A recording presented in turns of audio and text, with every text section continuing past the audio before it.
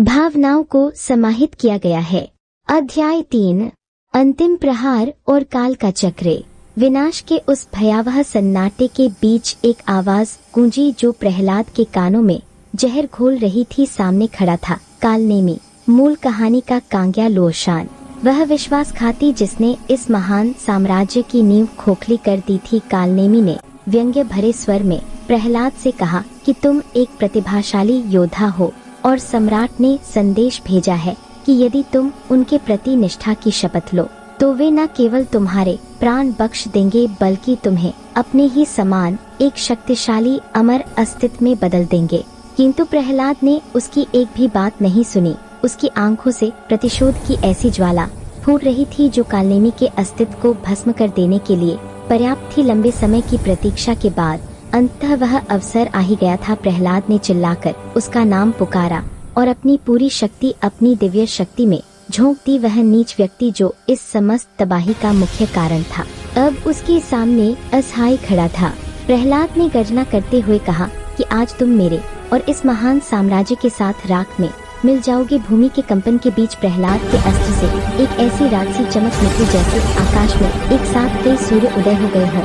उस प्रकाश ने वहां उपस्थित हर जीव की आंखों को अंधा कर दिया।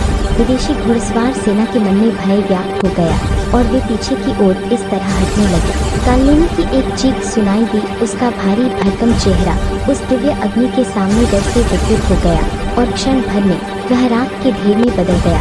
अपनी मृत्यु के उस अंतिम क्षण में भी उसने कभी कल्पना नहीं की थी कि प्रहलाद अपनी समस्त ऊर्जा का बलिदान देकर उसे मारने का साहस करेगा। प्रहलाद ने राहत की सांस ली और मन ही मन कहा कि अंततः वह सफल हुआ। जैसे ही प्रहलाद ने अपने शरीर के भीतर की शक्ति दांतियान को प्रज्वलित किया, एक विशाल विस्फोट हुआ जिसने हजारों विदेशी सैनिकों को उसी क्षण कब्र की गहराई में खींच लिया। मृत्यु अब सीधे उसकी ओर बढ़ रही थी, लेकिन प्रहलाद के चेहरे पर एक शांत मुस्कान थी।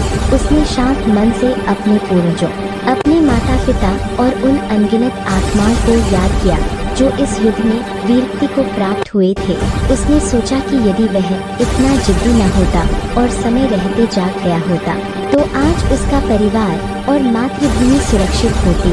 अत्यधिक दुख और पश्चाताप की लहरें उसके मन को झकझोर रही थी। उसने महसूस किया कि वह कितना बड़ा मूर्ख था जो इस साम्राज्य की संस्कृति और प्रेम को नहीं समझ सका। यदि उसे एक और मौका मिले तो वह सब कुछ ठीक कर देगा। जैसे ही उसके जीवन की अंतिम किरण बुझने वाली थी, आकाश की गहराइयों में बिजली की भयंकर गड़गड़ाहट हुई। अचानक समय ठहर गया। प्रहलाद की चेतना धुंधली होने लगी। जब उसकी आंखें खुली तो वह युद्ध के मैदान में नहीं बल्कि अपने पुराने कक्ष में था। सामने उसकी माता खड़ी थी जो उसके लिए भोजन लेकर आई थी। प्रहलाद की आंखों से आंसू छलक पड़े। भोजन की मेज पर माँ के चेहरे की खुशी देखकर उसे एहसास हुआ कि पिछले जीवन में वह कितना बड़ा नासमझ था। यह उसके लिए एक नई शुरुआत थी, अपने अपराध बोध से मुक्ति और इतिहास को बदलने का एक एकमात्र अवसर। अगला कदम। क्या आप चाहते हैं कि मैं अगले अध्याय में प्रहलाद द्वारा अपने परिवार को बचाने और अपनी खोई हुई शक्तियों को फिर से प्राप्त करने की रणनीति का वर्णन करूं?